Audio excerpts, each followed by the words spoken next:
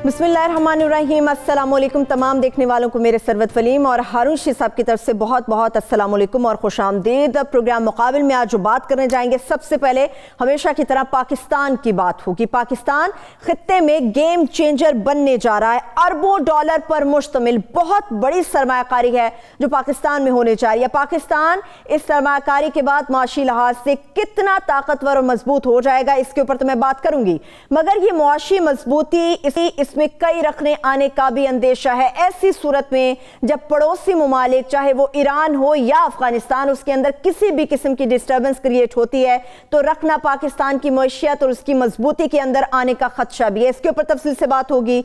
पूरा जोर इस वक्त हुकूमत इस चीज पर लगा रही है कि अंदरूनी मामलात को दुरुस्त किया जाए।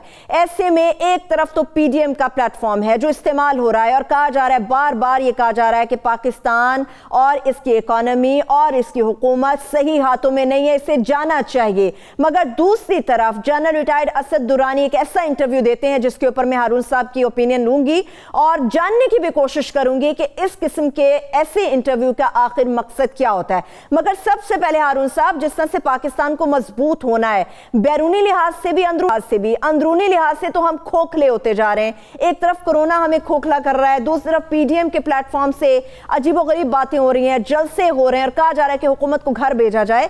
ऐसे में ना मुआशी मजबूती हो सकती है, ना ही कौम आगे बढ़ सकती है।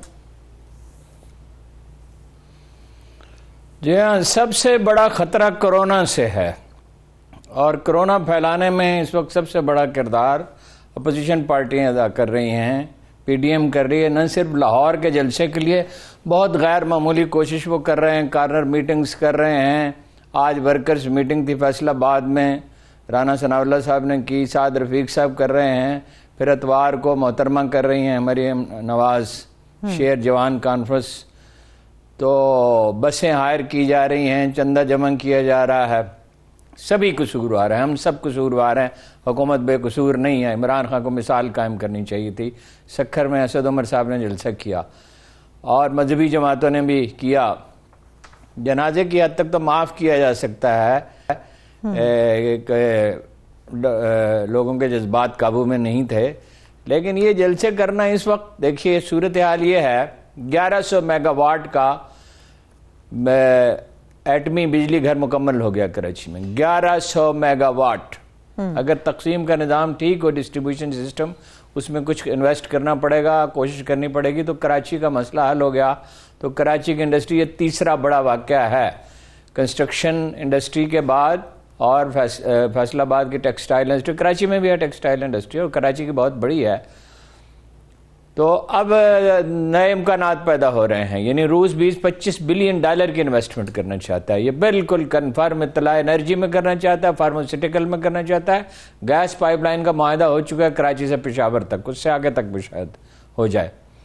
लेकिन इंस्टेबिलिटी जो है, सबसे बड़ी जिम्मेदार तो इस वक्त अपोजिशन है, लेकिन हुकूमत भी जिम्मेदार है। जनाब सदर ने अपील किया जलसा न करें, वज़ीर आज़म क्यों नहीं कर सकते और बात क्यों नहीं कर सकते और राब्ता क्यों नहीं कर सकते? आपको ज़रूरत है सबसे ज़्यादा इंस्टेबिलिटी की। देखिए वो तो जज्बा इंतकाम से मगलूब है इस वक्त, लेकिन आपने कौन सा उसने सलूक कभी किया है और आपने कब एहतसाब जो है वो इंसाफ के साथ किया है? आपने किसास तो नहीं लिया, आप तो इंतकाम के रास्ते पर चल निकले। आपके अपने लोगों को तो किसी को तकलीफ नहीं पहुंची। अब कोरोना में ये है, अच्छी खबरें भी हैं। देखिए बरतानिया में तो इजाज़त दे दी गई वैक्सीन, ऑक्सफोर्ड ने जो बनाई है, मगर वो 70% क्योर करती है और उसको -70 टेम्परेचर पर रखना पड़ता है। अमेरिका में इजाज़त मिलने वाली है, चीनी कोशिश फाइजर की और एक और कंपनी की, उन्हें इजाज़त अब मिलने वाली है। अच्छा, चीन जो कोशिश कर रहा है वो अगर हो जाए, और ये जो है ऑक्सफोर्ड की, ये तो $3 की है, बहुत ज़रा महंगी है, 7 या 10 डॉलर की अमेरिका की। और चीन जो कोशिश कर रहा है, अगर वो कामयाब हो जाती है तो मुफ्त मिलेगी आपको कोई पैसा नहीं खर्च करना पड़ेगा। सब पाकिस्तानियों को भी जी मुफ्त मिलेगा। जी पाकिस्तानियों को ही मैं कह रहा हूँ, और किसको कह रहा हूँ? क्योंकि अगर चीनियों को मुफ्त दे वो तो कोई खबर नहीं है। अभी तक ये अनाउंसमेंट हुई थी कि वहाँ की जो आवाम है, जापानी कौम है, उसको हुकूमत की जानिब से मुफ्त वैक्सीन फराहम की जाएगी। नहीं, मुफ्त मिलेगी, चीन भी मुफ्त देगा। वो चाहता ये है अगर अखराजात हुए तो बराए नाम होंगे। पाकिस्तान ने कुछ रकम उसके लिए मुख्तस की है اور دیکھ کتنا مشکل، کتنا وقت رہ گیا، 2.5-3 مہینے رہ گئے، 3 مہینے 3.5 مہینے گزار لیں، زیادہ زیادہ 6 مہینے، تھوڑی سی پرہیز کر لیں، احتیاط کر لیں، سبھی کی ذمہ داری، منڈیوں میں بھی اور مساجد میں بھی اور مارکیٹوں میں بھی اور ہر کہیں بے احتیاطی ہو رہی ہے، لیکن یہ تو اپوزیشن نے تو جیسے تہیہ کیا ہوا ہے۔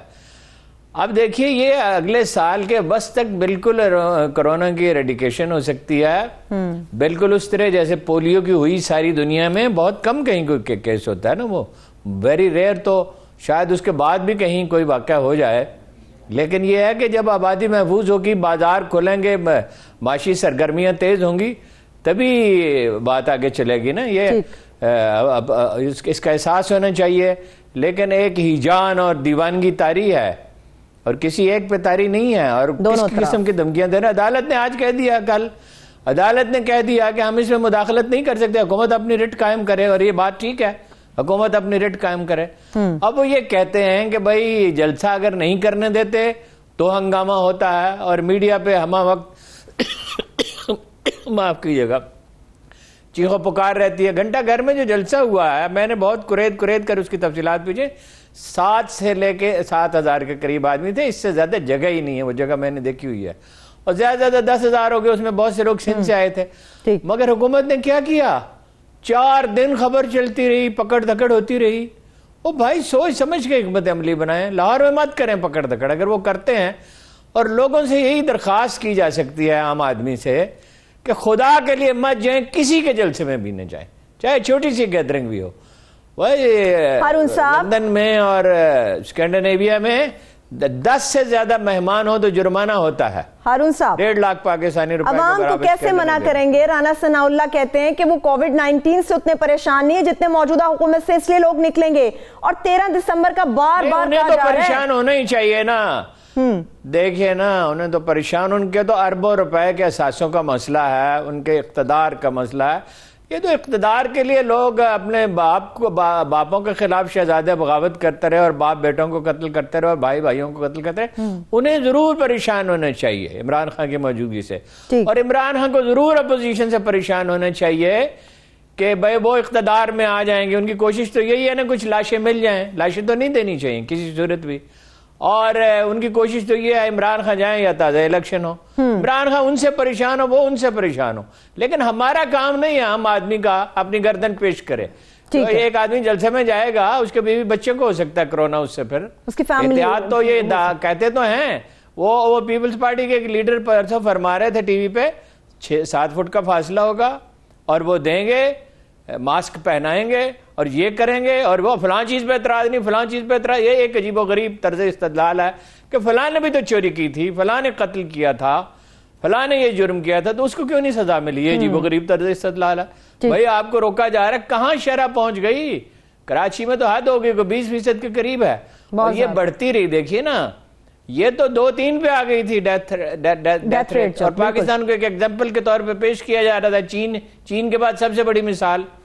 اس میں اللہ تعالیٰ نے کرم کیا، کچھ حکمت عملی بھی تھی، کچھ ہمارے لوگوں کی ہمت بھی تھی۔ اس کے 2 پہلو ہیں، میں ہمیشہ عرض کرتا ہوں کہ ایک تو یہ ہے کہ یہ پینک نہیں کرتے اس طرح کی صورتحال میں، لیکن دوسری طرف بے احتیاطی، پینک نہ کرنا اچھی بات ہے، مگر اتنی بے احتیاطی، جہاں ہم جاتے ہیں ہم دیکھتے ہیں کوئی نہیں ماسک پہن رکھے۔ پرسوں میں ایک دوست کے پاس گیا یونیورسٹی میں، 6 آدمی ایک کمرے میں بیٹھے تھے، قریب بالکل۔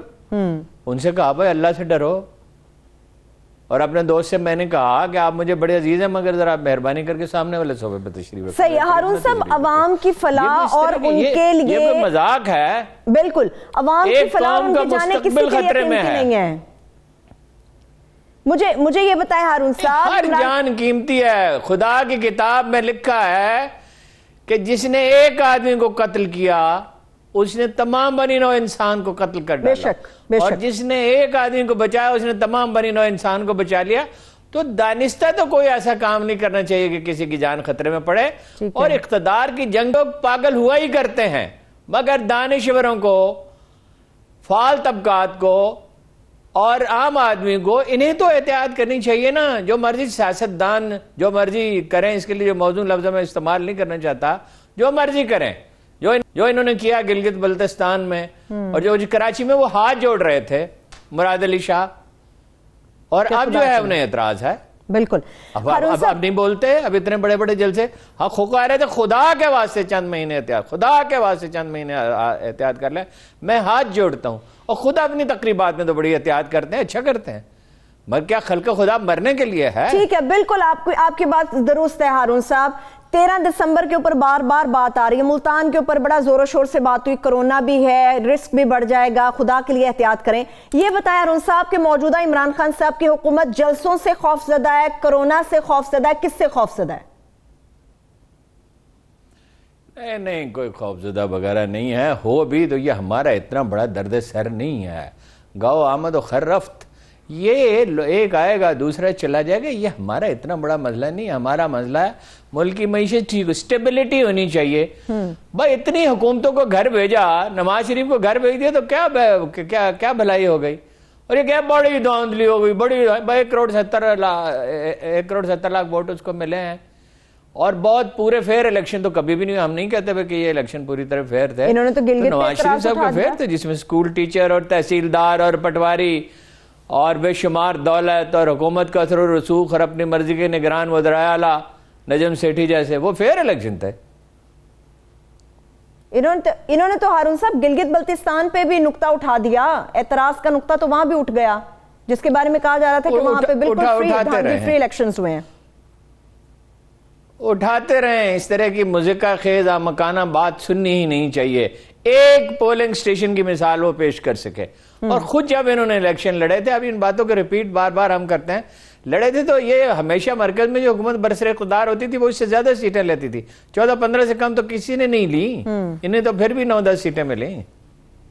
ایسا ہی ہے بالکل. لیکن ہارون صاحب, ہم معیشت کی جب بات کر رہے ہوتے ہیں, پاکستان کو مضبوط ہونا چاہیے. چلیے ایک طرف تو اپوزیشن اس در پہ ہے کہ پاکستان مضبوط ہی نہ ہو, ان کو اپنے جلسے, ریلیاں, ورکرز کنونشن عزیز ہیں, مگر یہ جو ہڑتالیں ہو جاتی ہیں, ہڑتال کے نام پر احتجاج ریکارڈ کرائے جا رہے ہیں, یہ بھی تو پاکستان اور اس کی معیشت کو, اکانومی کو نقصان پہنچا رہے ہیں. انہی سے اپیل کر رہے ہیں نا, وہ جو اسی ایک بات کو کیا بار بار دہرایا جائے. آگے چلیں, اب دوسرے موضوع پہ چلیں. ٹھیک ہے, چلیں معیشت کے لحاظ سے آگے بڑھ جاتے ہیں ہارون صاحب. جو بہت بڑی خبر آپ بھی ہمارے ساتھ شیئر کرنے والے ہیں کہ پاکستان کی بہت بڑی سرمایہ کاری پاکستان میں آنے والی ہے, وہ کس طرح سے آئے گی, جس کا آپ نے لب لباب ابھی کچھ مختصر سا بیان کیا رشیا کے حوالے سے, وہ کیسے پورا پلان کس طرح سے ایگزیکیوٹ کیا جائے گا؟ دیکھیے تفصیلات طے ہو رہی ہیں. معاملہ یہ تھا کہ روس سے ساتھ تو ہماری دشمنی تھی, ہم امریکی کیمپ میں تھے, انڈیا روس کے ساتھ تھا, روس ہمیں اسلحہ تک نہیں بیچتا تھا. یہ 2004 سے سچویشن امپروو ہونا شروع ہوئی, اور انہوں نے ویسے تو ہم نے 2016-17 میں ان سے کہہ دیا تھا کہ گوادر کی بندرگاہ استعمال وہ کر سکتے ہیں, جس کی صدیوں سے انہیں ضرورت ہے. دیکھیے نا, وہ پورا سینٹرل ایشیا انہوں نے فتح کیا, وہ جو ان کا سمندر ہے وہ تو 6 مہینے جمع رہتا ہے, تو انہیں گرم پانیوں کی ضرورت 12 مہینے تجارت ہے. بیچ میں تو صرف افغانستان ہے ہمارے اور روس کے, اور وہ بھی افغانستان میں بھی رباح خان کی پٹی پہ کام ہو جائے, 20-25 کلومیٹر کی ہے, تو آپ سینٹرل ایشیا میں داخل ہو گئے. ٹھیک, تو انہیں بہت قریب پڑتا ہے, یہی ان کے لیے سازگار ہے. وہ فارماسیوٹیکل انڈسٹری میں انویسٹمنٹ کرنا چاہتے ہیں, وہ سٹیل مل میں کرنا چاہتے ہیں, کراچی کی سٹیل مل میں کرنا چاہتے ہیں, وہ انرجی سیکٹر میں کرنا چاہتے ہیں, اور جگہوں پہ بھی کرنا چاہتے ہیں. فی الحال یہ اشارے انہوں نے دیے ہیں, اور بالکل واضح طور پہ کہا ہے, کوئی بھی اس میں ایمبیگوٹی نہیں ہے. اور گیس کی پائپ لائن کا تو معاہدہ بھی ہو چکا ہے. سوال یہ ہے کہ افغانستان میں امن ہو. امن وہ چاہتے ہیں اس لیے کہ سینٹرل ایشیا ڈیسٹیبلائز ہو سکتا ہے, اور وہی وہ تو ان کا پڑوس ڈیسٹیبلائز ہے, اس کے اثرات خود روس کے اندر بھی ہو سکتے ہیں. تو اس لیے پاکستان کا اور ان کا نقطہ اشتراک یہ ہے. دیکھیے, پاکستان, ایران, ترکی, روس اور چین, پہلے مرحلے میں پاکستان, چین اور روس, ترکی تو ہمارا دوست ہے ہی, لیکن یہ بعد میں اس الائنس کا حصہ بن سکتے ہیں. یہ دنیا بدلنے جا رہی ہے, بہت سے لوگ اس کا ادراک نہیں رکھتے. یہ جو جنرل اسد درانی جیسے لوگ جو ہیں, یہ جو بروئے کار آتے ہیں تو یہ ایسے ہی نہیں آ جاتے, یہ اندر افراتفری چاہتے ہیں, سوشل میڈیا کو استعمال کرتے ہیں, اور خیر چلے اس پہ موضوع پہ آئیں گے تو پھر بات کریں گے. روس کے ساتھ ہمارے اس وقت تقریباً $900 ملین کی میکسیمم $1 بلین کی تجارت ہے. چلیے ہارون صاحب میں اس کے اوپر تفصیل سے بات کروں گی. جس طرح سے آپ کہہ رہے ہیں کہ اس کا سمندر تو 6 مہینے جمع رشیا کا. پاکستان ہے گوادر کی جب ہم بات کرتے ہیں تو گرم پانی کہا جاتا ہے کہ جی گرم پانیوں کا یہ سلسلہ ہے پورا. ماضی کی تاریخ رشیا اور پاکستان کی دونوں کی آپ کے سامنے ہم بریک سے واپس آ کے رکھیں گے کہ ماضی میں گرم پانیوں تک رسائی رشیا چاہتا تھا, پاکستان اس تک پہنچنے نہیں دیا اس نے, پاکستان نے اس کو. مگر اب جب کئی سال گزر گئے, کئی دہائیوں کے بعد اب گرم پانیوں تک خود رسائی دی جا رہی ہے, تو تب ہم درست سمت میں نہیں تھے یا اب ہم درست سمت میں نہیں ہیں؟ ایک چھوٹی سی بریک, واپس آگے اس پہ بات کروں گی. اسٹے ود اس.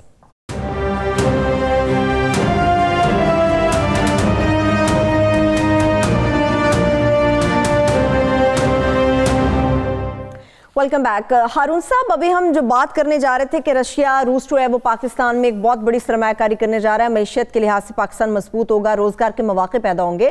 مجھے ہارون صاحب آپ سے یہ جاننا ہے کہ کیا پاکستان کے اندر سٹیل مل کے حوالے سے اس کا ریوائیول بھی ہوگا؟ اور سیکنڈلی میرا کوشچن یہ تھا کہ ماضی میں ہماری رشیا کے ساتھ جو لائنیں کٹیں, جو تعلقات ہمارے ختم ہوئے, وہ بڑے سرد موری کے ساتھ ہوئے تھے.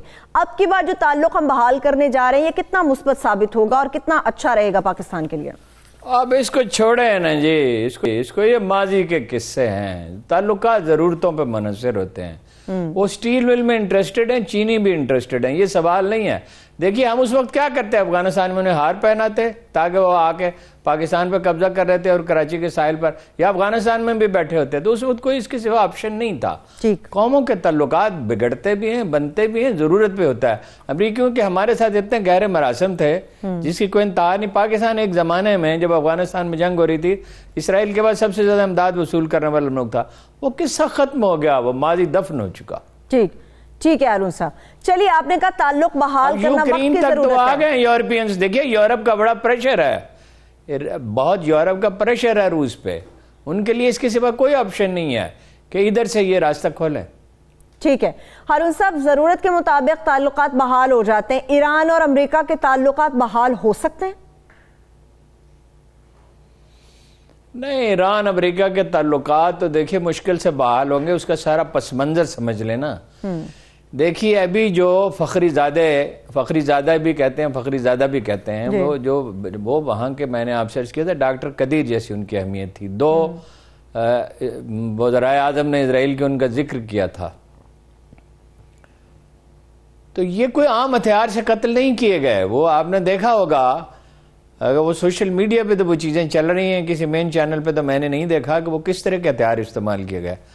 امارات دور نہیں ہے ایران سے, بیچ میں 70 کلومیٹر کے صرف خلیج ہے. انہیں ایک جزیرے پہ مساعد کو بہت بڑا جاسوسی کا مرکز بنانے کا موقع دیا. اسرائیل سے یہ ممکن نہیں تھا. ایرانیوں کو کم از کم اس کا یقین ہے. اور وہ ایک ایسے ایکوپمنٹ سے انہیں قتل کیا گیا جو آٹومیٹک تھا, جو دور سے کنٹرول کیا جا سکتا تھا. اچھا اب کیا ہے, وہ پنجابی میں کہاوت ہے نا کہ جنات جاتے ہوئے اپنی نشانی چھوڑے جاتے ہیں. وہ یہ کہہ رہے ہیں, ڈونلڈ ٹرمپ یہ کہہ رہے ہیں اسرائیل سے کہ 5-6 ہفتے میں جو کر سکتے ہو کر لو, سوائے اس کے کہ امریکی فوجی نہ مریں اور کوئی عالمی جنگ نہ شروع ہو جائے. مائنس دیٹ جو مرضی کر لو. پومپیو بھی یہی کہہ رہے ہیں. پومپیو بہت ایران دشمن ہے اور اسرائیل کے بڑے دوست ہیں, حامی ہیں. ان کی خواہش یہ ہے کہ ایران کو جتنا نقصان پہنچایا جا سکتا پہنچا دیا جائے. اس میں جو بہت خطرناک بات ہے, وہ میری معلومات یہ ہیں, انٹرنیشنل میڈیا میں کہیں رپورٹ بھی ہوا ہے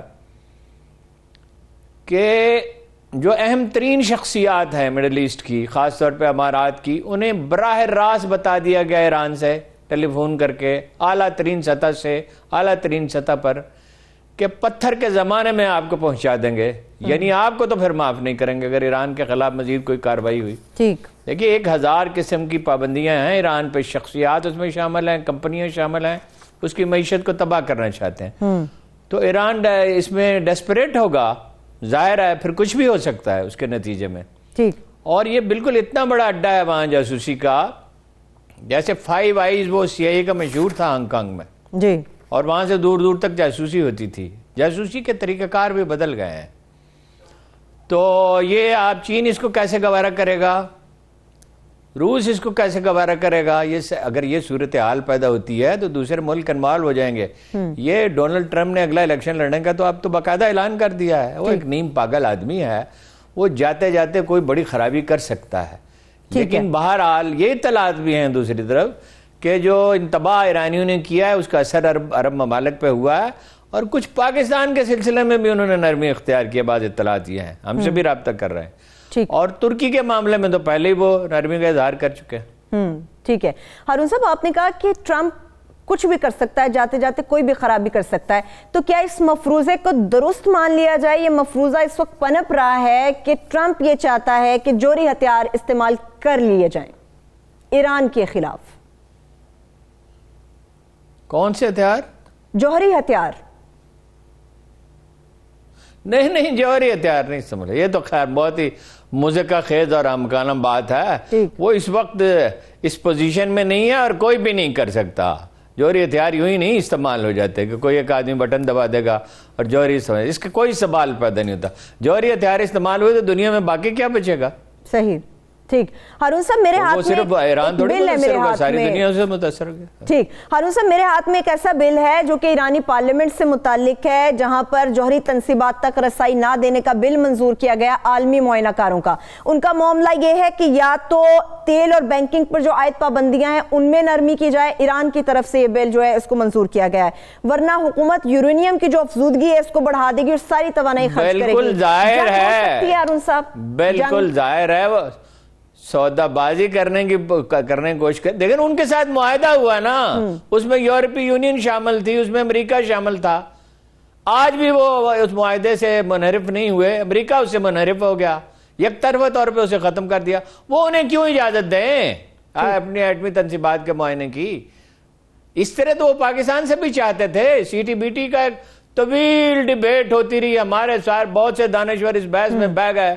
اور ایک ڈیبیٹ میں جو پی ٹی وی پہ ہوئی تھی, جس میں پی ٹی وی پہ ہمیں تو نہیں بلایا جاتا, اس وقت تو خیر سوال ہی پیدا نہیں ہوتا تھا, اب بھی نہیں بلایا جاتا. تو وہ ایک ڈیبیٹ میں ہمارے دوست بڑے اچھے سینسیبل لوگ, انہوں نے کہا یہ آپ مس انٹرپریٹ کر رہے ہیں سی ٹی بی ٹی کے معاہدے کو. تو اتفاق سے مجھے وہ معاہدہ جو ہے اس کی ایک کاپی مل گئی تھی. بہت ریئر ایسا ہوتا ہے کہ کوئی آپ کی اس طرح کی رسائی ہو جائے, محض اتفاق تھا.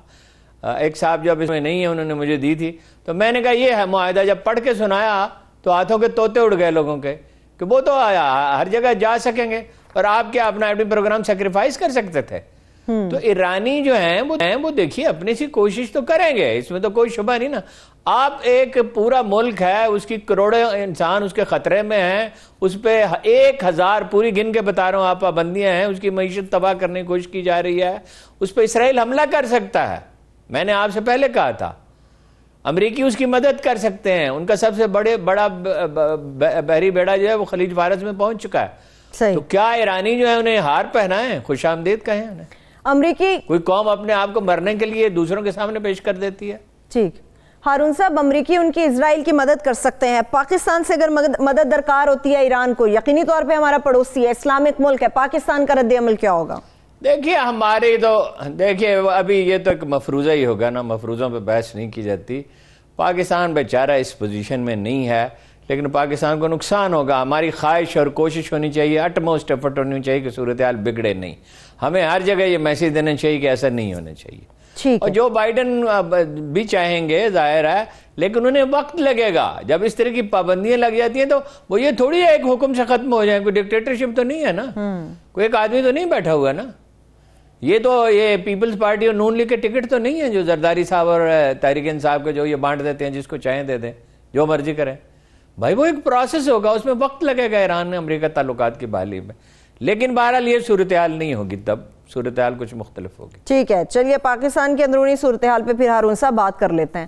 خان صاحب جتنی کوشش کر رہے ہیں حالات بہتر ہو جائیں, بگڑتے چلے جا رہے ہیں. اسد درانی صاحب نے, جنرل ریٹائرڈ اسد درانی صاحب نے ایک حالیہ انٹرویو دیا ہے. ہارون صاحب اس کو کیسے دیکھتے ہیں, اس کا مقصد کیا ہے؟ اسد درانی صاحب کا مقصد تو تب سمجھ میں آئے اگر ان کی ذہنی حالت ٹھیک ہو. کبھی ایسا بھی ہوتا ہے کہ ایک آدمی شریک جرم ہو, خود انہوں نے سپریم کورٹ میں جا کے مانا کہ میں نے پیسے تقسیم کیے تھے. بھائی یہ طریقہ نہیں ہوتا, یہ اس کو کہتے ہیں گیلری پلے کرنا, داد و تحسین وصول کرنے کے لیے اب آپ دوسری حد پہ چلے گئے. پہلی بات تو یہ ہے کہ آپ ان سارے فیصلوں میں شریک تھے جو ہوئے. یہ نہیں ہے کہ غلطیاں نہیں کی, بہت کی غلطیاں, بلنڈرز کیے, پہاڑ جیسی غلطیاں کی, آپ اس میں شریک تھے. اب دو مسئلے ہیں ان کے ساتھ جو مجھے لگتا ہے, ایک تو احساس جرم کا شکار ہے, اور ایک یہ ہے کہ خود کو نیٹ اینڈ کلین ثابت کر کے داد وصول کرنا چاہتے ہیں, میں تو بڑا بہادر ہوں. سٹھیانا اسی کو کہتے ہیں. ضروری نہیں 60 برس کی عمر میں آدمی کے صاحب جواب دے جائیں. مہاتیر محمد جو ہے وہ 92 سال کی عمر تک وزیر اعظم رہے اور بالکل ٹھیک پرفارم کر رہے, تو یہ تو پارٹی پہ گرفت نہیں رہی, ظاہر بوڑھے آدمی تھے. تو وہ کیا کہہ رہے ہیں, کیا کہہ رہے ہیں. پہلے بات یہ سنیے کہ ISI کا چیف را کے سابق چیف سے مل کے کتاب لکھتا ہے, یہ کتنی عجیب بات ہے. اور نیپال وغیرہ میں اس سے ملتا ہے جا کے, اور یہ کہتا ہے, BBC میں بھی غالباً انہوں نے یہی کہا, مگر بہرحال اس سے پہلے وہ یہ کہہ چکے ہیں کہ اگر چھوٹی موٹی سرجیکل سٹرائک کرے انڈیا تو پاکستان کو خاموش رہنا چاہیے. یہ عجیب و غریب بات ہے, اپنی گردن پیش کرنی چاہیے. اور پاکستان میں وہ حکومت قائم کیسے رہے گی, اور اسٹیبلشمنٹ کی حیثیت کیا رہے گی, اس کے بعد حکومت ہوگی کیا, کہ جو وہ حملہ کرنے کے لیے آئیں اور آپ کو چھوٹا اسٹرائک کریں گے, پھر بڑی کریں گے, پھر اس سے بڑی کریں گے, اور آپ خاموش رہیں. اس کا کیا مطلب ہے؟ سیدھی سی بات یہ ہے کہ وہ اپنے جرم تسلیم کریں اور اس کے بعد کہیں کہ ہاں یہ غلطیاں ہوئی ہیں. پھر وہ کہتے ہیں, عجیب و غریب بات کہتے ہیں کہ میں نہیں مانتا کہ اسامہ بن لادن کی وہاں موجودگی کا پتہ نہیں تھا. پتہ نہیں یہ آدمی جنرل کیسے بن گیا تھا, میں تو حیران ہوں. یا خان بھی خیر بن ہی گئے تھے, اور 3 سال برقرار رہے. اللہ کے بندے, انہوں نے رکھنا ہوتا وہ ایک کمپاؤنڈ میں رکھتے اسامہ کو, کوئی خندق نہ بناتے, کوئی بھاگنے کا راستہ نہ بناتے, کوئی اس کی حفاظت کا بندوبست نہ کرتے.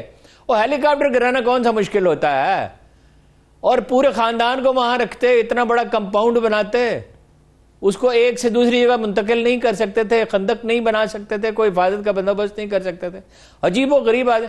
دیکھیے الطاف حسین باوجود اس کے کہ برطانوی مہرہ تھا, انڈین مہرہ تو وہ تھا ہی, برطانوی مہرہ بھی تھا, اس نے اتنا بڑا جرم کیا اور اس کے پولیس اس کے گھر میں گئی مگر اس کے خلاف کوئی کارروائی نہیں. انہوں نے اس کو پاگل خانے میں کیوں داخل کرایا تھا؟ اسی لیے کہ ایسا آدمی کچھ بھی کر سکتا ہے. چلیں مجھے بریک پر جانے ہیں ہارون صاحب, ایک چھوٹی سی بریک پر جانے ہیں ہارون صاحب, کئی سوال اور ہیں. ہارون صاحب بریک پر جائیں ضرور, مگر بات تو سن لینا, ہارون صاحب ان کا علاج کرانا چاہیے نا. ٹھیک ہے بالکل ہارون صاحب آپ صحیح کہہ رہے ہیں. مجھے بریک کی طرف جانا ہے, سے واپس آئیں گے اسد درانی صاحب کے انٹرویو کے اوپر ہی, اور ڈار صاحب نے بھی ایک انٹرویو دیا, اس کے اوپر تو میں بات کروں گی. اسد درانی صاحب نے اپنے انٹرویو کے دوران دل کے سارے پھپھولے کھول کے سامنے رکھ دیے, مگر ایک ایسا نام وہ ہے نواز شریف صاحب کا, اس نام کے اوپر وہ کیوں خاموش رہے؟ ایک بریک سے واپس آ کے جانوں گی, ہمارے ساتھ رہیے.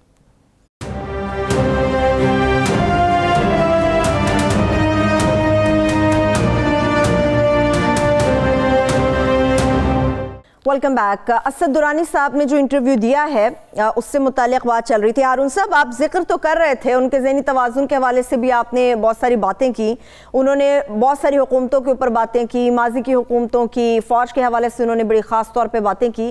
نواز شریف کے نام پر وہ خاموش کیوں رہے؟ ان کا کوئی خاص ذکر نہیں انہوں نے کیا. ظاہر ہے اس میں تبصرے کی کیا ضرورت ہے. نواز شریف کے معاملے میں وہ اس لیے خاموش رہے, اس کو ذرا یاد صادق والے واقعے سے جوڑ کے دیکھیں. یاد صادق نے زندگی بھر اونچی آواز میں شاید ہی کسی سے گفتگو کی ہو, شاید ہی کبھی کوئی رسک لیا ہو, اور وہ پارلیمنٹ میں کھڑے ہو کے یہ فرمایا, انہوں نے ارشاد فرمایا کہ ہماری قیادت کی ٹانگیں کانپ رہی تھی. اشارہ کیا چیف آف آرمی اسٹاف کی طرف.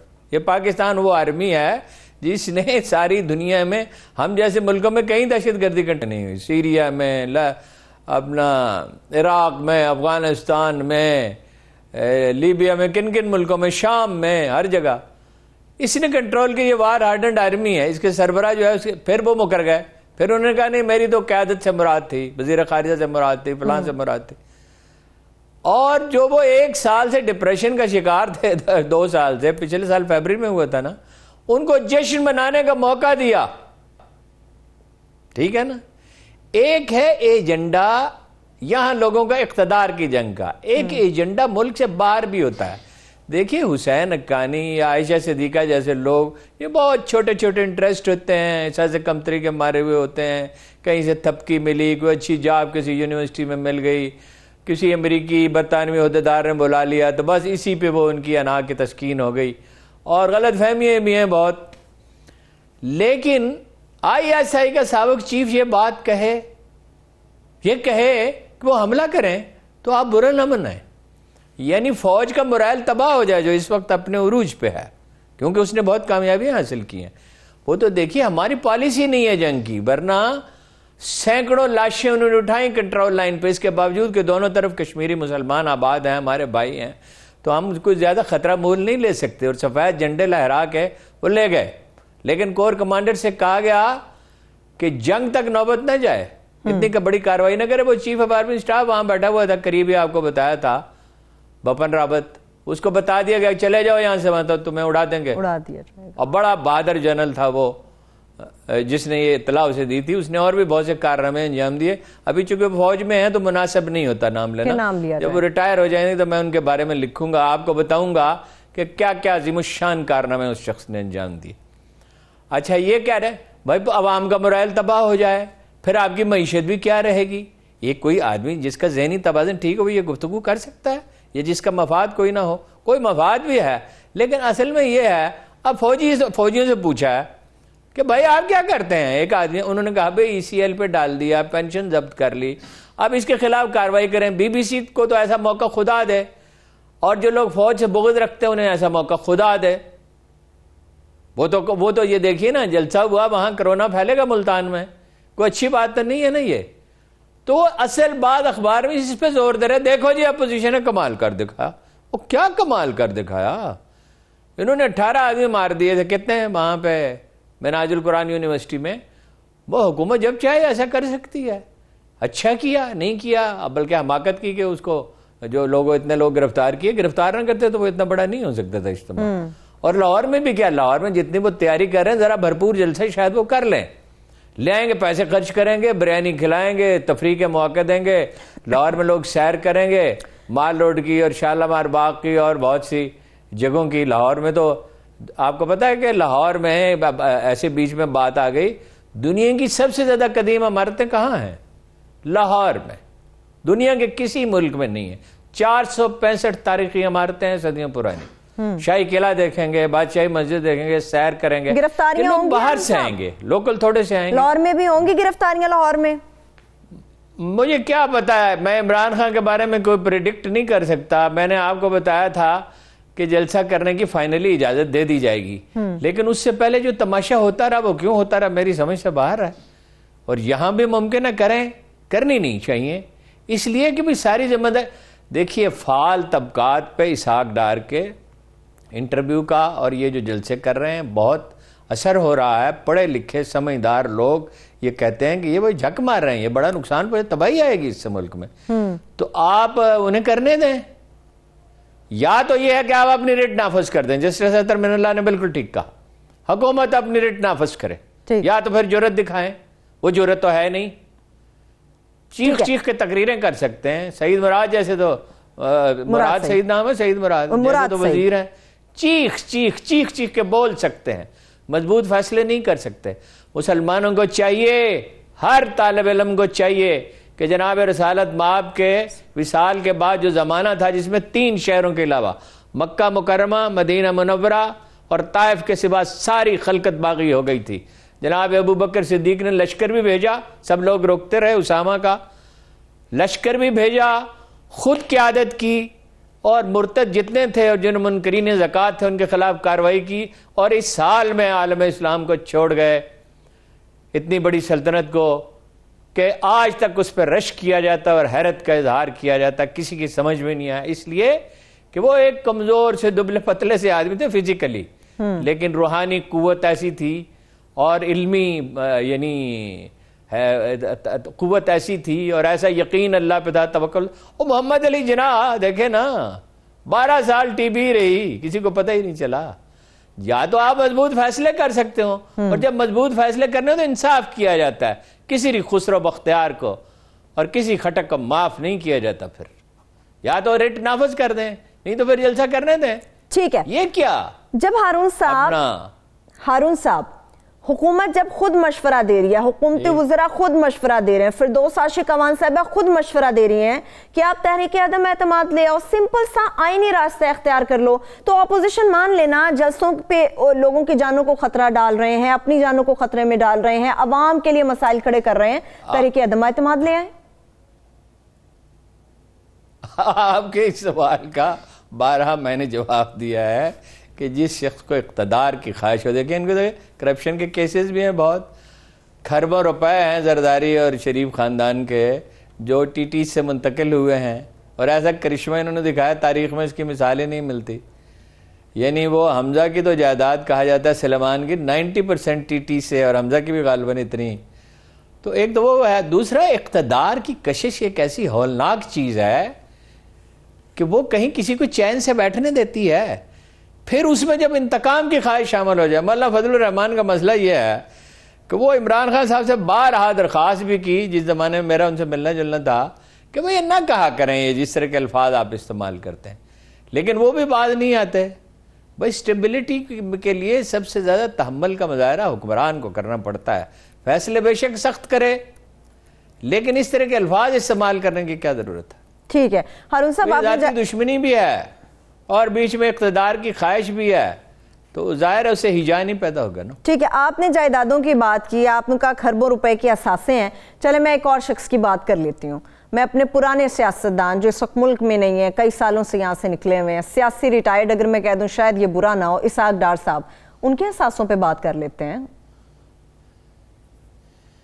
ان کے اثاثے کوئی 13 جائیدادیں ہیں، 7 پلاٹ تو صرف لاہور ہی میں ہیں اپنے اس گھر کے علاوہ جو ضبط کر لیا گیا ہے. یہاں سینٹ کی ہاؤسنگ سوسائٹی جو ہے اور پارلیمنٹ کی ہاؤسنگ سوسائٹی جو ہے اس میں ہیں 6 ایکڑ زمین ہے، کوئی 2 مرسیڈیز کاریں ہیں، 3 وہ بڑی جو جیپیں ہوتی ہیں کیا کہتے ہیں انہیں، اور 1 کرولا ہے. وہاں پہ کچھ جائیدادیں ہیں دبئی میں. 40 کروڑ روپے تو انہوں نے قرض حسنہ دیا تھا اپنے بیٹے کو، وہ کہاں سے آ گیا تھا. اور 3 سال سے وہ کہتے ہیں سروائیکل کی مجھے بیماری ہے، وہ گردن کے مہرے میں پرابلم ہوتا ہے.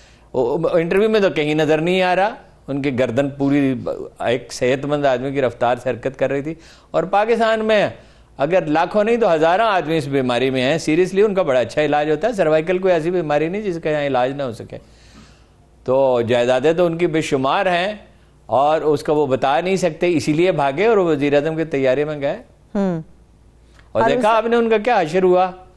اور ان کا خیال تھا کہ وہ کسی پاکستانی ٹی وی کو انٹرویو دے رہے ہیں، جھوٹ سچ بولیں گے. اس نے ہوم ورک کیا تھا، مگر اسے اور بہت سی چیزوں کا پتہ نہیں تھا. پاکستان کا میڈیا بھی پورا ہوم ورک کر کے بیٹھتا ہے، اگر ان کا جو بیان حلفی ہے، انٹرویو لیتے ہیں، سب کو ایک صف میں کھڑا کریں. میری غرض سنیں، اگر وہ اس بیان حلفی کا حوالہ دیتا جو انہوں نے برضا و رغبت دیا تھا، اس لیے کہ اس میں ایسی تفصیلات بھی بیان کی گئی جس کے بیان کرنے کی بالکل کوئی ضرورت نہیں تھی. اب بھی انہوں نے کہا کہ پاناما سے میرا تعلق نہیں ہے. اگر وہ بیان حلفی اس نے پڑھا ہوتا تو میرا خیال ہے کہ وہ اور کچھ سخت سوال کر سکتا تھا. ظاہر ہے وہ برطانیہ میں ہے اور ایک آدمی کا حافظے کا بھی مسئلہ ہوتا ہے، کتنی چیزیں، اور ٹائم کا بھی مسئلہ ہوتا ہے. ٹھیک ہے ہارون صاحب، لاسٹلی آئندہ کے لیے نصیحت ہو گئی کہ کبھی کسی دوسرے میڈیا کو انٹرویو نہیں دیا جانا چاہیے، یا ایسے انٹرویو سے غلطی ہو گئی؟ نصیحت وہ اچھا وہ یہ شوق بھی ہوتا ہے نا ٹی وی پہ نمودار ہونے کا. آپ نے دیکھا نہیں کیسی کیسی موسیقی کے ذریعے. وہ حمید ہارون صاحب کا آپ نے دیکھا تھا کیسا انہوں نے انٹرویو دیا. انہوں نے ایک تھیوری پیش کی تھی، فلاں جگہ پہ امریکی سائنسدانوں نے یہ وائرس بنایا اور پھر اس طرح پھیلا، پھر نمبر بھی بتائے تھے، نمبر فلاں اس کا یہ تھا، فلاں تاریخ کو اس جگہ یہ ہوا تھا، اور پھر وہ خوشی خوشی انٹرویو دینے بھی چلے گئے. اگر وہ دیکھا ہوتا ہے انہوں نے تو شاید نہ جاتے. بہرحال کچھ نصیحت ہو گئی اور کچھ ان کے پھر انہوں نے ڈیفینڈ کرنے کے لیے. ایک چیز آپ نوٹ کریں، پچھلے 3 دن سے مسلم لیگ کا میڈیا بہت ایکٹیو ہے، سوشل میڈیا. چلیے انشاءاللہ تعالی اس پر بھی ہارون صاحب بات کریں گے. وقت بالکل ختم ہو گیا میرے پاس. بہت شکریہ، تھینک یو سو مچ ہارون صاحب، آپ نے بڑی خوبصورت یہ بات کی. استحکام بڑا ضروری ہوتا ہے، مگر استحکام کے لیے ملک کے حکمران کے اندر تحمل ہونا بے حد ضروری ہوتا ہے. تو ملک کے حکمرانوں کو تحمل کا مظاہرہ کرنا پڑے گا، حالات اچھے ہوں یا برے، یہ سب کچھ عوام کی فلاح و بہبود کے لیے ہوتا ہے. اس کے ساتھ ہی مجھے اجازت دیجیے، اپنا بہت سا خیال رکھیے. خدا حافظ.